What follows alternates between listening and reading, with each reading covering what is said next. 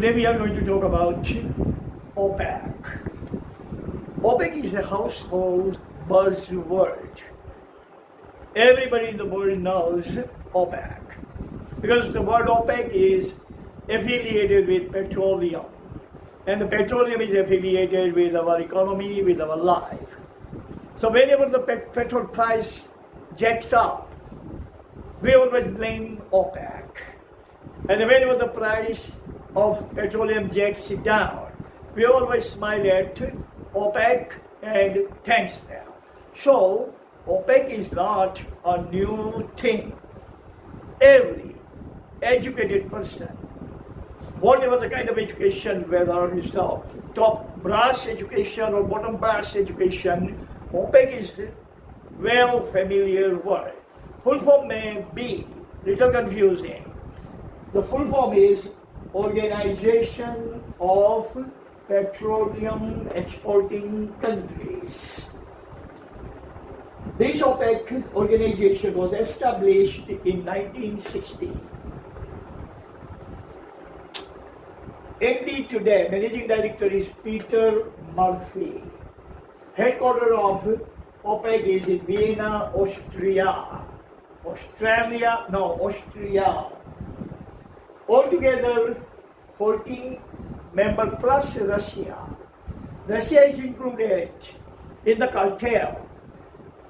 But the problem is that they have not still given Russia the recognition of being the member of the cartel. So Russia is considered to be one of the members, but not OPEC 15. But OPEC 14 plus Russia, that is how they are going to address it. That's why they are going to, that is the way they are going to include Russia.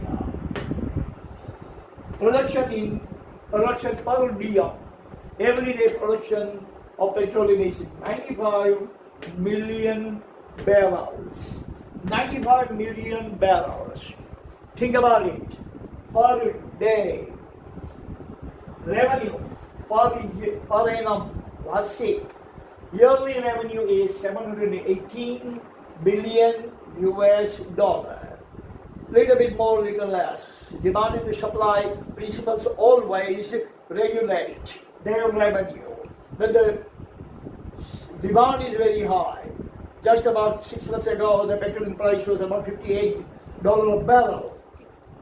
At that time, revenue will naturally go astronomically high. But thanks to COVID, the price has come absolutely negative price, even $2 a barrel, and nobody is a taker. So right now, the revenue would have fallen drastically, and they have fallen. Even Saudi Arabia cannot meet its budget. Saudi Arabia has increased weight tax 3 times.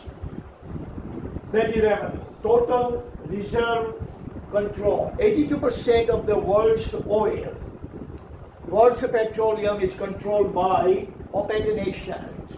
Only 80% controlled by non-OPEC nations. League member is Saudi Arabia with the highest amount of reserves Saudi Arabia has. Saudi has more than 1 billion barrel. They say it's going to last for next 50 years. Because Saudi Arabia is going to pump out, extract the same amount of oil as it extracts today. The last point is motives and objectives. Motives and objectives of OPEC. Now we are going to discuss 5 motives or objectives. Since session gives us only 5 to 7 or max 10 minutes, that is why we can only cover 5 points. But don't think that there are only 5 points. We can actually find about 500 points. But problem is the time does not permit us. So we are going to discuss 5 points. Good morning, everyone. So we discussed about tidbits. Now we are going to talk about 5 objectives of OPEC. Most of the people have this kind of misconception that OPEC is exploiting global economy by selling the petroleum at the price at their own cocoa content. Whatever they decide, at that price, they sell oil. No, it's absolutely distorted conception, distorted idea. OPEC oil is coming into open market in New York. In future trading, price is decided according to the demand. Economic principle, as we know, the principle is demand goes up, price goes up if supply does not go up. So they are selling the oil at the demand and the supply doctrine. Demand and the supply principle applies.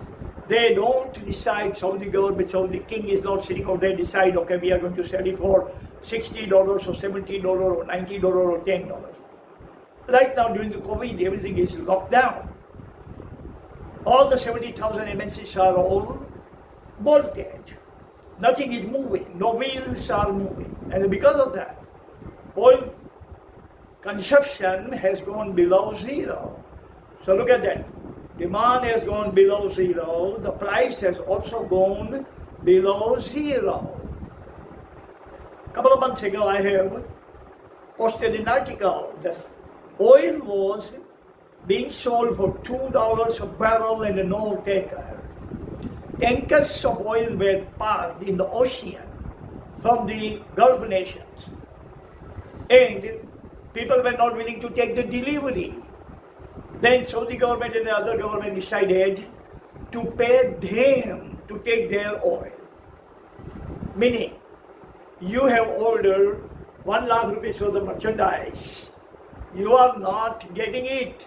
You are telling them that we don't have money, we don't have need, we don't have storage. So these people will tell you, okay,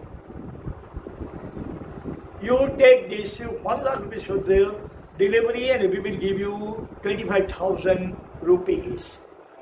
So don't think that OPEC nations are creating a kind of gluttony or they are actually exploiting the economy of the world. But sometimes, even if you are doing something for the good of the world, good of the people, but still people are going to misread you, misinterpret you, and distort your motive. This happens all the time. So now, first one is cartel to hegemonize oil demand and supply. This cartel, OPEC cartel, all 15 nations try to hegemonize, control the demand and the supply of oil. They provide the demand. Whatever the demand is, they supply it. So that what happens, the price of the petroleum remains within affordability of the world. Every company can afford, every nation can afford the petroleum. They try to create a kind of equilibrium, not disequilibrium. Try to create equilibrium of demand and supply. Number 2, create gluttony. Keep the demand always there. Demand alive of oil, not glut. Glut means too much oil in the market. If too much oil will be there in the market, then what will happen? The price of the oil will fall exponentially, absolutely touching the nabil. So when the glut is created, price of the oil dips or subsided or dip into the nabil, then these cartels will not produce more oil because oil will become expensive to extract. Oil will be expensive. That is why they always create gluttony. Demand is always there. Gluttony means a demand. So they actually regulate and keep the supply and the demand of oil in the world market in equilibrium. Neither the supply too much, so the glut can occur, nor supply too low, so that gluttony can occur. Both the things can create disequilibrium of economy. Next, no competition, but collaboration among the cartel. All the 16 nations must collaborate with each other. No competition, but cooperation. If these 15 nations are going to compete with each other, then Saudi Arabia has the highest or biggest reserve. Saudi Arabia will sell oil for $10. Other nations will sell $11 or $9. The third will $18. Competition is always detrimental for everyone. Yes, competition is good if it is a healthy competition. Healthy competition is good for the economy. But when rivalry happens, competition turns into rivalry.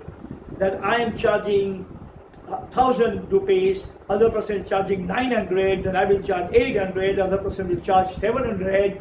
That kind of competition would create detrimental impact on the economy. So no competition, only collaboration. But to accelerate eco-growth on the global scale, their fundamental motive, the most essential motive or objective is that the global economy keeps on accelerating, going higher and higher, progressing and progressing. They've been providing the energy. Like they say in English language, nation cannot be powerful without power. You cannot be energetic without energy. And this is the petroleum is right now, number one, the most quintessential energy in the world. Without petroleum, no nation can survive.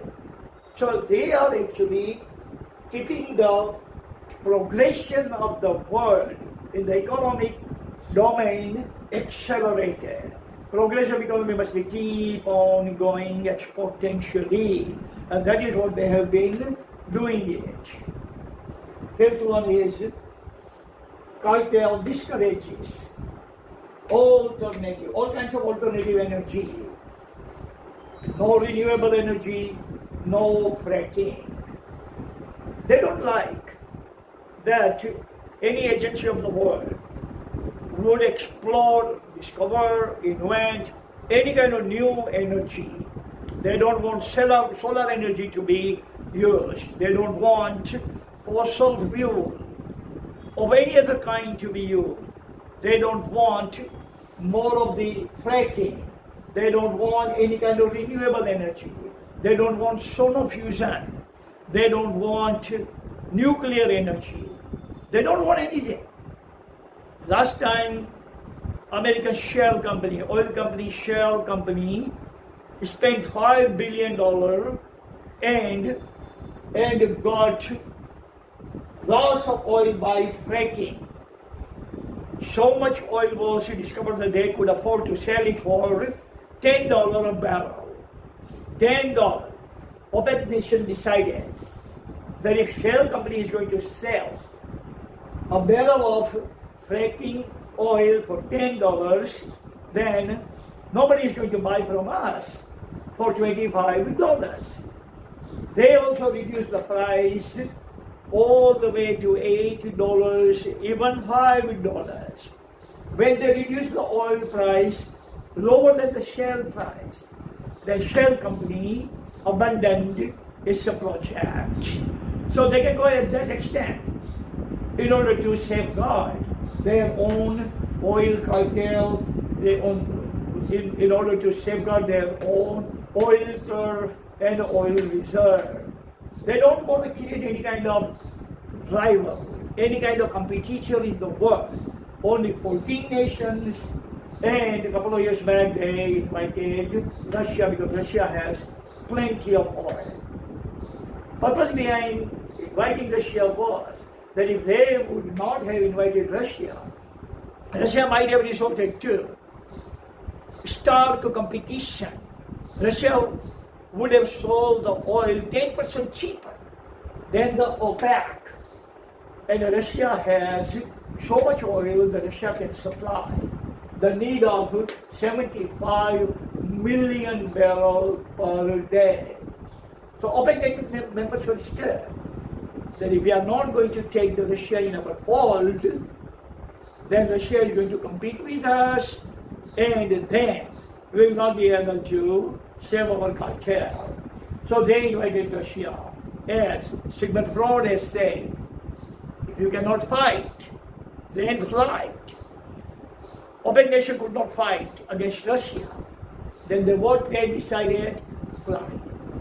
As Sigmund Freud has also said, if you cannot fight with someone, then make him a friend. If you cannot fight, then make him a friend. OPEC 14 members could not fight with Russia economically on the oil turf. Then they decided to make Russia friend. Okay guys, that's it. Thank you very much for listening. See you tomorrow. God bless you. Thank you very much.